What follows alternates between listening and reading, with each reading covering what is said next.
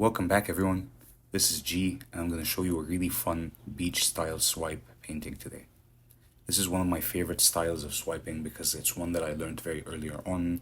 When I posted a picture of it for the first time in the group, it was one of the ones that got some form of virality pretty early on, so it holds a really special place to me. Plus, they're really fun and really popular, especially with summer coming in. So I'm going to give you the exact recipe and materials list at the end of the video because I want to highlight the importance of the method more so than the ingredients, right? Because there are so many instances where people ask me why recipes are not working, why they're following an ingredients list to make cells or using silicone oil, and it's just not working out for them.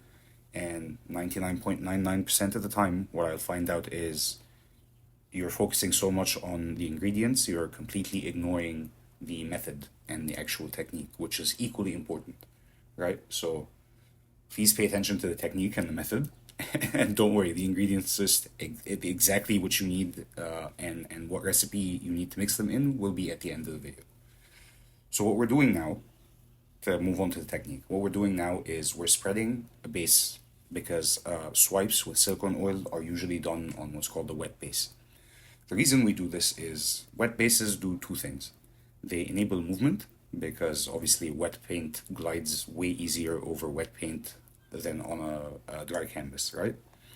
But the second and more important reason when we're using silicone oil is you want to create a barrier between the dry canvas and the paints that have the silicone oil in them, right? If the silicone oil touches the dry canvas, it creates a hydrophobic reaction where the paint is unable to stick to the canvas. So you wind up with white craters in your painting. It looks very ugly, right? So to avoid that, the best thing to do is to create a oil-free base using the same exact recipe, just excluding the oil. And that's what I've done here, right? Once you have your wet base, it's time to move on to applying the colors. So what I've got here are 4 colors plus a white. Each one of them has a drop of silicone oil. All the paints are from Arteza. This is ochre. And basically the idea is you're going to draw a shoreline. One half of the canvas will be the sand or the beach, and the other half will be the water, right? And you usually separate them with the white paint, making the sort of foamy edge of waves, right? So, and it's a double swipe. You usually swipe twice, once towards the sand and once towards the water, both times using the white. Okay? So I've used ochre. I've also used raw umber in the sand colors, and you don't need to cover the entire canvas in paint, right? This will be enough to so that when you swipe across the canvas, it will cover the left side with the colors, and you won't actually have much excess falling off. Right? Others like to do this with a lot more paint, and you'll have a lot more excess falling off. I find it unnecessary. That's why I'm showing you my method. What they're doing isn't wrong. It's just people have different ways of applying the paint and achieving a desired result, right? So we've put down the ochre, we've put down the raw umber, and I've added some of the white that also has silicone oil at the edge, right? And what I'm gonna do is I'm gonna use tissue paper. You can use, paper towels. You can use swipe tools. Really, anything can work, and it can be malleable or it can be hard. All you're really trying to do is to let it sit on the paint, and then you glide it. You're not pushing it into the paint, right? So you can see right at the edge of the tissue, you can see how it's making contact with the paint underneath. All I'm doing is just pulling it towards me now. And these videos are not sped up now. This is how fast you should be doing it, right? Now, in this recipe, we're using glue in this recipe, not Floetrol, right? So the cells should not be jumping to the surface. If you're doing this with Floetrol, it's likely they will jump to the surface because that is what Floetrol does. It makes it so that cells can move easily. It doesn't actually form the cells.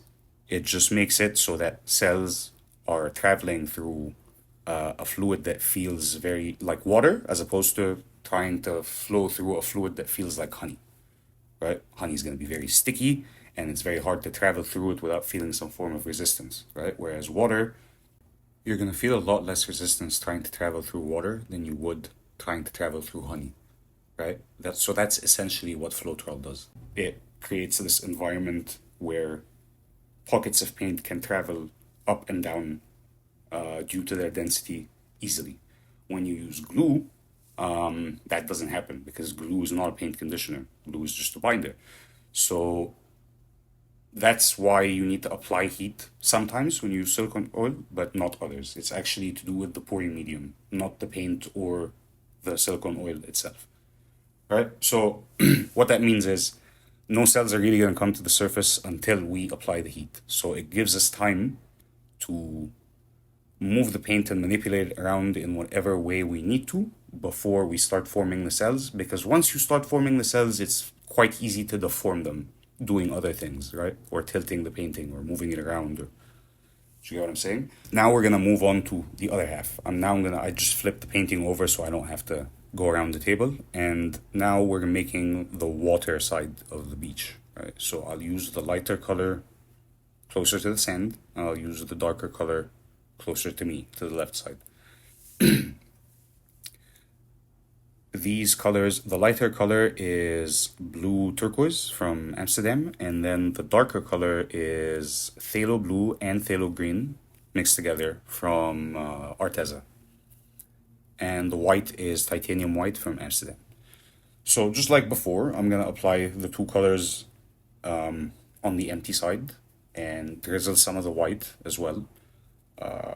So we have that mingling of color and it will give a very nice contrast against the darker blues.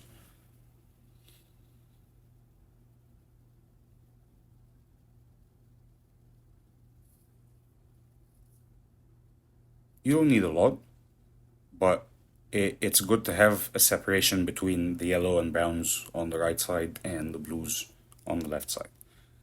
Ultimately, this is a very abstract take on a beach, right? No one's gonna look at this and think it realistically looks like a beach, but you wouldn't see pockets of yellow in the water, right? So you want to keep them separated, and the white is a good way to like draw a border between them. So just like before, just let the tissue paper rest on the paint. Once you see, you can see through the tissue that it's making contact with the paint underneath. Just very slowly and cautiously pull it towards you. If you do it too quickly, there's a chance that it'll lift as you're pulling it. But if you're slow and careful, it should be okay. The good thing is because the cells are not coming to the surface immediately, you have the freedom to mess this up and try again, right? So if you miss a spot, just swipe over it again. It's no big deal because whatever patterns you're seeing or these lines and motions that are a result of the swipe, all of that is going to vanish when the cells come up, right? So here's an example. You see how I missed the spot? I'm just going to address that while I do that remaining sliver on the edge.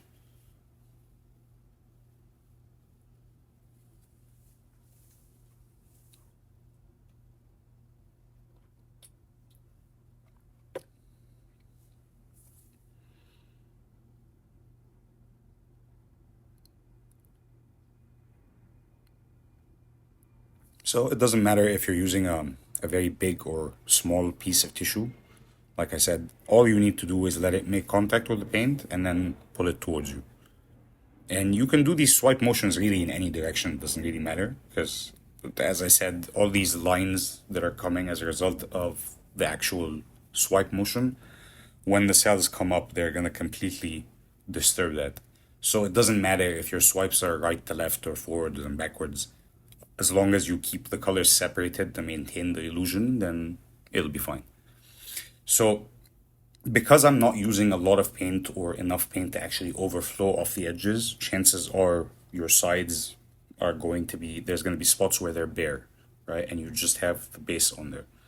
So you can address this pretty easily by literally just dipping your finger into whatever color is overflowing under the canvas and then dabbing it against the side, right? It's fine if it's messy. We're gonna torch this and form cells on the side, just like we're gonna do on the surface. So it doesn't matter. You just don't want to dab it in solid colors. You want to use the excess so you're getting, the mix of three colors and just start dabbing the sides.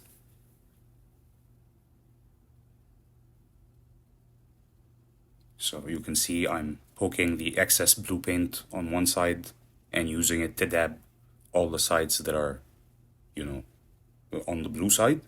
And then I'll move over to the side that looks like sand and use the excess from that to dab the sides. This way you'll have cohesive sides that look the same color as what's on top without having a ridiculous amount of excess paint that has fallen off the side, right?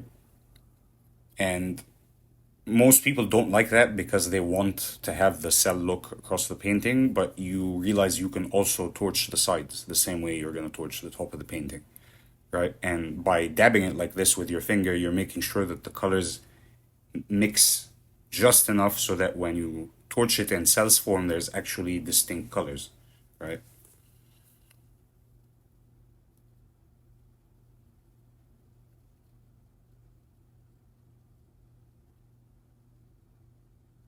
Just one last spot.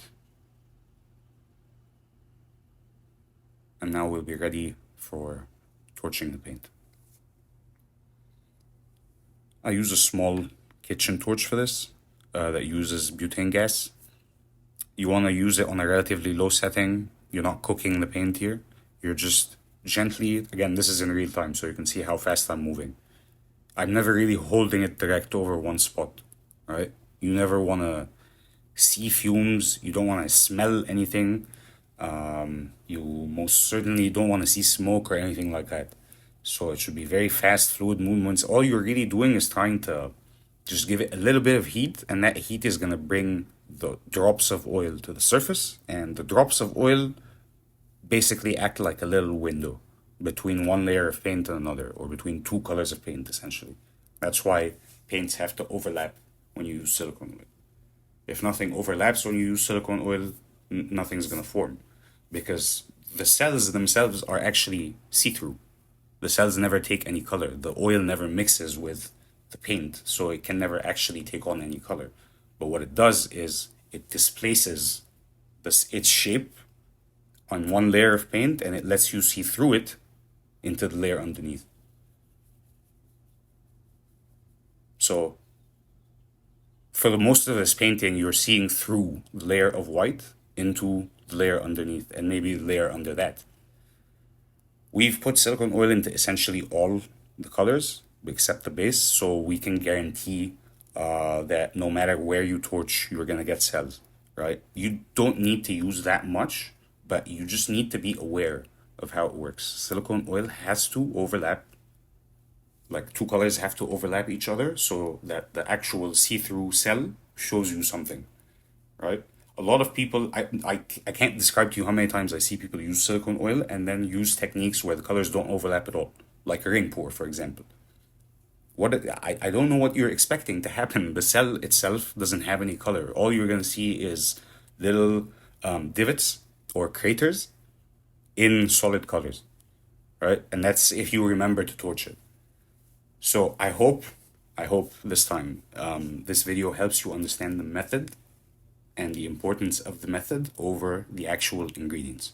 Now I'll actually show you the ingredients so you understand what you need to buy or what you need to use and how to mix it. But please understand that the method is equally as important.